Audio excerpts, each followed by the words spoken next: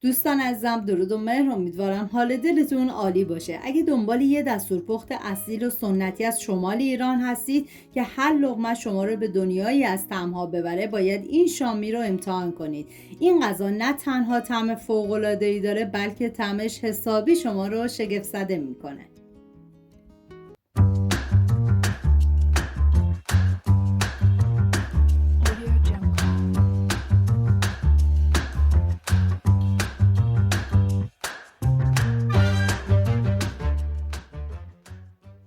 دو عدد پیاز بزرگ رو با دنده ریز رنده میکنم. این غذا برای 4 نفر در نظر گرفته شده.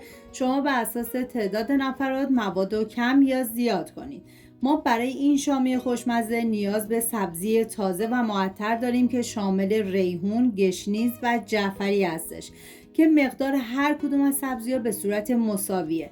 خرد شده این سبزی باید 5 قاشق غذاخوری باشه که 4 قاشق غذاخوری در مرحله اول استفاده میشه و 1 قاشق غذاخوری برای داخل سس. سبزی ها رو ریز ریز خرد کنید. 400 گرم گوشت چرخ کرده نیاز داریم که میریزم داخل ظرف همراه با پیاز رنده شده و آب گرفته شده،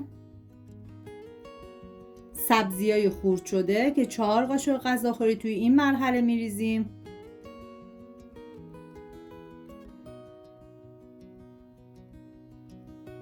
و ادویه هام شامل پودر تخم گشنیز، نمک، زردچوبه و فلفل سیاه. اگر از غذای تکراری خسته شدیم بهتون پیشنهاد میکنم که حتما این شامی رو درست کنیم. مطمئنم هر کی بخوره عاشقش میشه. حالا فرض می‌کنم تا همه مواد با هم دیگه مخلوط بشن و به مدت 1 ساعت میذارم داخل یخچال. من غذاهای اصیل و سنتی زیادی درست کردم که لینکشو گذاشتم داخل دیسکریپشن. دوست داشتید ببینید، درست کنید و از خوردنش لذت ببرید. نیاز به 5 عدد گوجه فرنگی داریم که باید حتما پورش کنید. به هر وسیله که داریم و راحت هستید این کار رو انجام بدید. من با استفاده از دنده درشت رنده می کنم.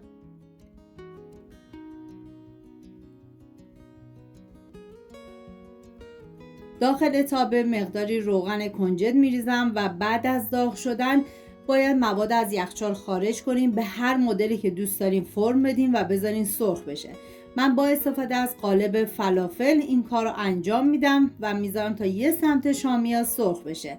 بعد از اینکه سرخ شد برمیگردونم و میذارم تا سمت دیگه‌ش هم سرخ بشه و از روغن خارج میکنم. این غذا اصلا جذب روغن نداره.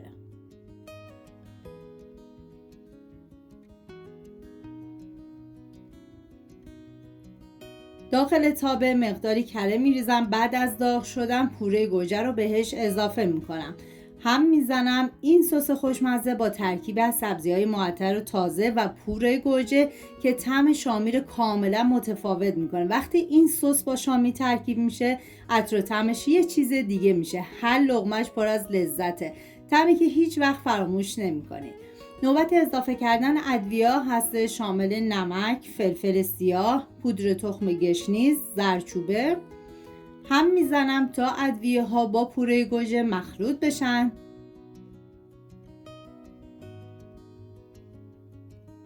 و 1 قاشق غذاخوری سرپر رب گوجه هم نیاز داریم که میریزم و هم میزنم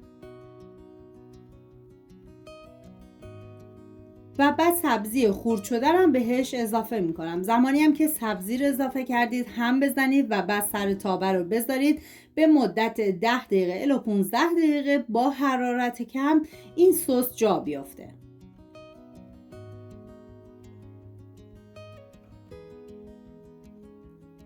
و بعد از اینکه سسمون کمی غلیظ شد حالا شامی ها رو بهش اضافه میکنم و میذارم به مدت 20 دقیقه دیگه با حرارت کم بپزه.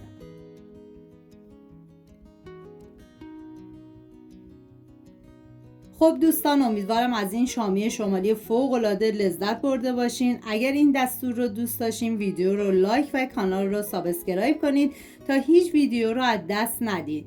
این غذا هم با نون سرو میشه هم با برنج. سپاس از همراهی همیشگیتون. تا درودی دیگر، بدرود.